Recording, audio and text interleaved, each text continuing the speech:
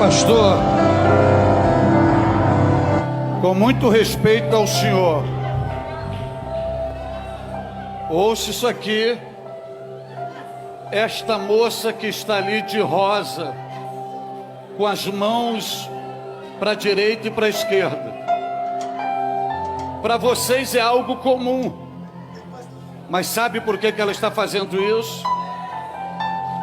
Porque na frente dela tem um anjo, e esse anjo está com uma harpa, e esse anjo está tocando uma música celestial para ela.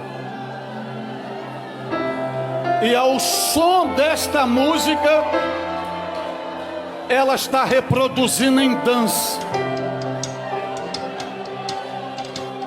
A prova disso, que eu vou pedir ao anjo para acelerar a música, e vocês verão o comportamento dela. Anjo, na autoridade do nome de Jesus, acelera o ritmo da música para ela.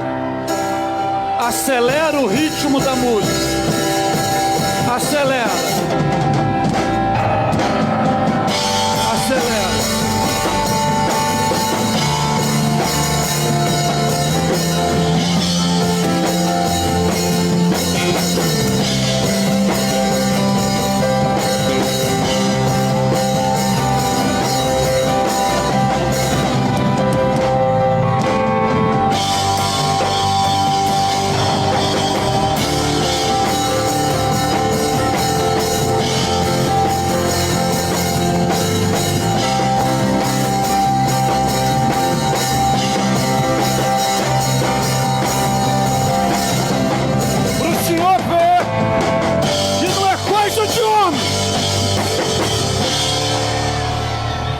Para o senhor ver que não é coisa de anjo. Anjo, diminui o ritmo da música e toque uma música para ela mais lenta. Lenta. Lenta.